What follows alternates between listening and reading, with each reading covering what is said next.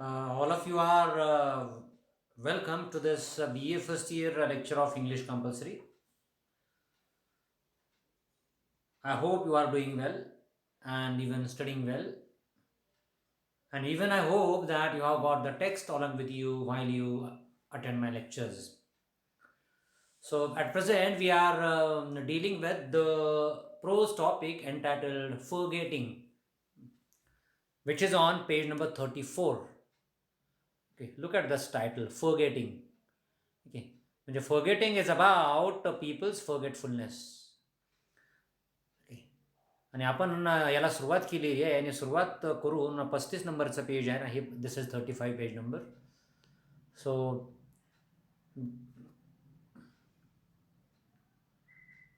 शेवटून जो पहिला पॅराग्राफ आहे ना देअर आर पासूनचा तो पॅराग्राफ आपला चालू करायचा होता आपल्याला. वरचे सगळे पॅराग्राफ झालेले आहेत. So how people forget while traveling, how people forget, and how doing certain things people have this forgetfulness. घरी सुद्धा म्हणजे सर्वसामान्य माणूस म्हणजे बऱ्याचदा सर्वसामान्य कुवतीची जी माणसं असतात ना काही विसरत नाहीत. लाईट बंद करतात, घराला कुलूप लावतात, सगळं म्हणजे काय अतिशय व्यवस्थित करतात कुठल्याही गोष्टी न विसरता. ओके, सर्वसामान्य लोक विसराळू नसतात या अर्थानं. शेवटचा पॅराग्राफ पहा या पेजवरचा, page number 35. There are it must be admit म्हणजे स्वीकार करणे, मान्य करणे या अर्थानं. There are, it must be admitted, some matters in regard to which the memory works less than its usual perfection. Perfection म्हणजे परफेक्ट, सर्वात परफेक्ट म्हणतो ना आपण, सर्वोत्तम या अर्थानं. तर आपली जी मेमरी आहे, ओके, तर ती म्हणजे मेमरी काय नेहमीच्या एकंदरीत तिच्या परफेक्शनपेक्षा थोडं कमी म्हणजे काय तिचं परफॉर्मन्स असतं आपल्या मेमरीचं काही काही बाबतीमध्ये. Okay, it is only a very methodical, systematic. I imagine who can always, page number 36 वर जातोय आपण पहा. दिस is 36.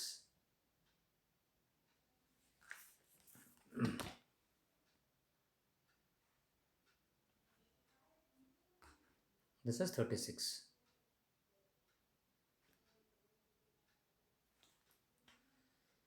It is only a very methodical man, I imagine, who can always remember, पहिला शब्द remember 36 वरचा, to take the medicine his doctor has prescribed.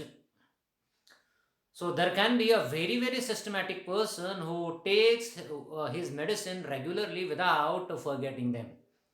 असे किती लोक असतील, खूपच सिस्टमॅटिक माणूस जर असेल तर तो लक्षात ठेवेल. शक्यतो आपल्यापैकी प्रत्येकजण, जवळपास प्रत्येकजण म्हणायला हरकत नाही, आपण आपल्या लक्षात ठेवत नाही म्हणजे औषध गोळ्या वेळेवर खायच्या.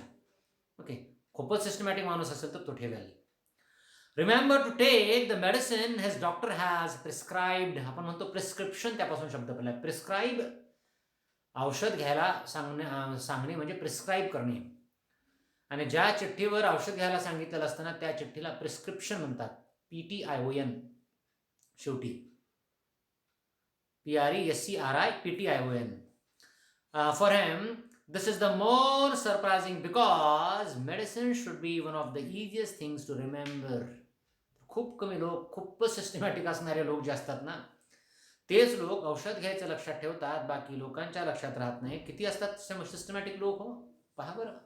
हजारामध्ये एखादा सुद्धा जास्ती सिस्टमॅटिक माणूस सापडणार नाही, ते कधीच तो ओळी खायची विसरत नाही, असं होत नाही. पण हे खूप आश्चर्यकारक आहे, सरप्रायझिंग आहे. खरं तर गोळी लक्षात ठेवणं, खायची आपणाला, हे म्हणजे खूप सोपी बाब आहे. एवढं काय अवघड नाही आहे ते, पण लक्षात राहत नाही. As a rule it is suppose to be taken before, during or after meals. 2-3 प्रकारच्या गोळ्या, एक जेवणाच्या अगोदर खायच्या, जेवण चालू असताना खायच्या, कमी असतात तशा, जेवण चालू असताना खायच्या, आणि जेवण झाल्यानंतर खायच्या. अशा प्रकारच्या गोळ्या असतात. सोपं आहे ना लक्षात ठेवणं हे सगळं. नियम म्हणजे काय आपण घालून दिला पाहिजे. As a rule it is suppose to be taken before, during or after meals, meal म्हणजे जेवण, and the meal itself should be a reminder of it. जेवणाची वेळ झाली म्हटलं की जेवणच खरं तर गोळी खाण्याची आठवण करून देणारी बाब असली पाहिजे. जेवण करायची आठवण झाली की गोळी घेण्याची आठवण झाली पाहिजे. पण असं होतं का, पहा पुढे काय सांगतो लेखक. द फॅक्ट रिमेन्स, फॅक्ट सत्य, खरं एखादी बाब. The fact remains however that few of us remember to take our medicine regularly. आपल्यापैकी खूपच कमी लोक त्यांची औषधं वेळेवर घेतात, न विसरता. खूपच कमी. Okay. Certain psychologists tell us that we forget things because we wish to forget them. काही काही मानसशास्त्रज्ञ काय सांगतात माहिती का, आपण यामुळं काही काही बाबी विसरतो की आपणाला म्हणजे ती बाब विसरावी अशी इच्छा असते आपली. विसरून गेलो पाहिजे आपण ती बाब, अशी आपली इच्छा असते. असं असतं का पहा. And it may be that it is because of the dislike for pills. Pill, PILL दिले समोर. पिल म्हणजे गोळी, पिल्स म्हणजे अनेक वचनी. ओके. तर आपण गोळी यामुळे विसरतो की आपल्याला ती आवडत नाही. आपण आवडत्या गोष्टीची आठवण ठेवतो की ठेवत नाही. कोणी तर समजा आपल्याला कुठेतरी भेटायला बोलवलेलं आहे, अनेक वर्ष वाट पाहत होतो त्या भेटीची, ती व्यक्ती भेटायला आपल्याला यायला सांगते आणि आपण विसरतो का? बिलकुल नाही. आपण दररोज म्हणजे काय 2 महिन्यानंतर सांगितलं तर आपण लक्षात ठेवतो. 2 महिन्यानंतर यायला जरी सांगितलं ना, आजपासून समजा मार्चमध्ये तुम्हाला बोलवलेलं आहे या तारखेला, आपण कधीच विसरत नाही ते. म्हणजे ज्या गोष्टी आपल्याला आवडत नाहीत त्या गोष्टी शक्यतो आपण विसरत असतो. शक्यतो. It may be that it is because of the dislike न आवडणे for pills and medicines that many people fail to remember them at the appointed hours. योग्य वेळी औषध घ्यायला लोक विसरतात कारण ते त्यांना घ्यायला आवडतच नाही. दिस डज नॉट एक्सप्लेन हावेवर हा शब्द पुन्हा पुन्हा येतो. त्या शब्दाचा अर्थ कसा होतो पहा. हावेवर असं असूनही किंवा आणखी काय सांगायचं असं सुद्धा हावेवरचा अर्थ होतो. ॲडिशनली सुद्धा हावेवरचा अर्थ होतो. ओके. मराठीत एक शब्द पहा तसं संस्कृतमधून आलेला किंबहुना, म्हणजे आणखी काय सांगावं, ॲडिशनली या अर्थानं. This does not explain however how it is that a lifelong taker of medicines like myself is as forgetful of them as those who take them most unwillingly. Actually, a person like me is a lifelong taker of medicine. मला आठवत नाही आता, म्हणजे मी कधीपासून गोळ्या घेतो. लेखक सांगतो की आयुष्यभर माझ्या पाठीमागं गोळ्या लागल्या आहेत. लेखक सांगतोय तरी सुद्धा आयुष्यभर मी गोळ्या खातोय.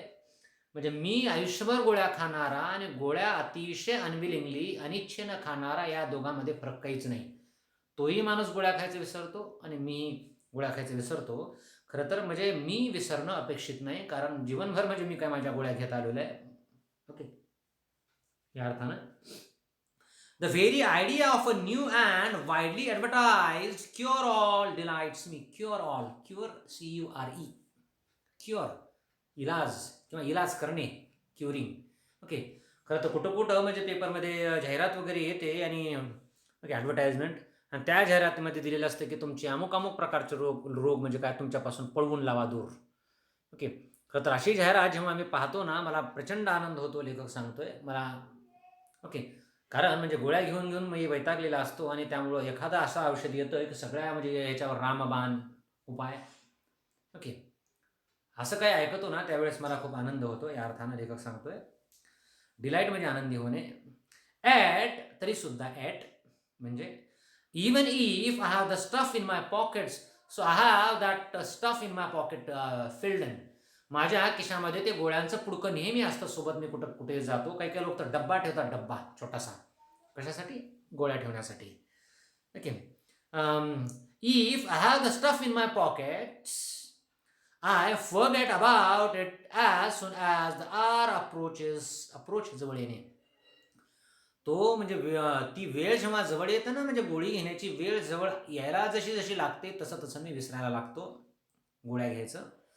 I forget about it as soon as the hour approaches at which I ought to swallow it. Swallow, गिळणे. ओके. इथे दिले पहा. स्वॅलोचा अर्थ एक पक्षी सुद्धा होतो. तुम्ही ती हॅपी प्रिन्स कथा पाहिली असेल पहा. Okay.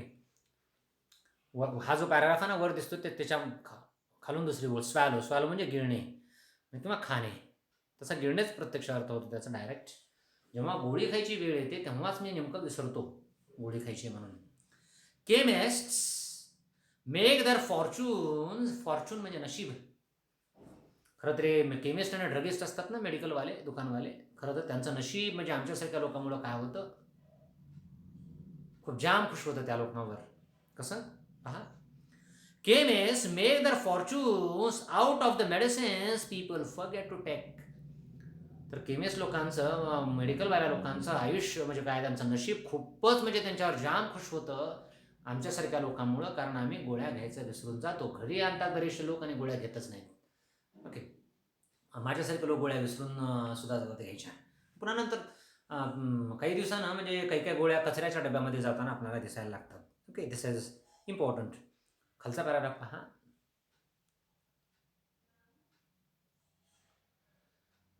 The commonest form of forgetfulness, commonest सर्वसामान्य म्हणा किंवा जास्ती मोठ्या प्रमाणात आढळणारा विसराळूपणा, विसरभोळेपणा कोणता असतो पहा.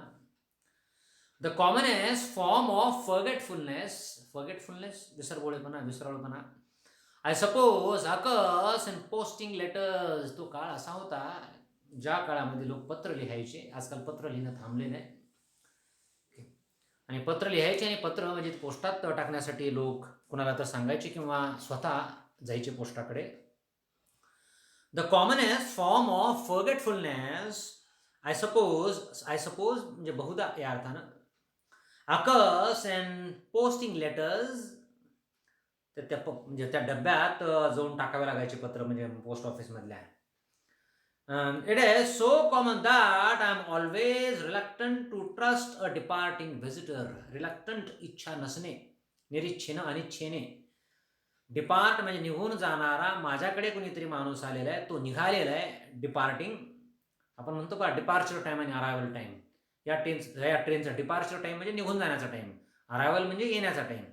म्हणजे एखादा म्हणजे माझ्याकडे कोणीतरी व्हिजिटर येतो, मला भेटायला येतो, त्या भेटायला येणाऱ्या व्यक्तीवर विश्वास मी शक्यतो ठेवत नाही. ठेवला तरी अतिशय निरीच्छेनं, अनिच्छेनं विश्वास ठेवतो. कशासाठी? ट्रस्ट म्हणजे विश्वास ठेवणे. A departing visitor to post an important letter. तर मी त्या व्यक्तीवर शक्यतो विश्वास ठेवत नाही आणि त्याला शक्यतो सांगत नाही की जा रे बाबा, जाता जाता माझे लेटर त्या पोस्टाच्या डब्यामध्ये टाक. So little do I rely on अवलंबून असणे. His memory that I make him promise before handing the letter to him. त्याच्या हातात पत्र देण्याच्या अगोदर मी त्याच्याकडून वचनच घेतो की जे तुम्ही काय करणार आहात, माझं पत्र पोस्टात टाकणार आहात. वचन घेतो मी. येस, वचन घेतो, प्रॉमिस.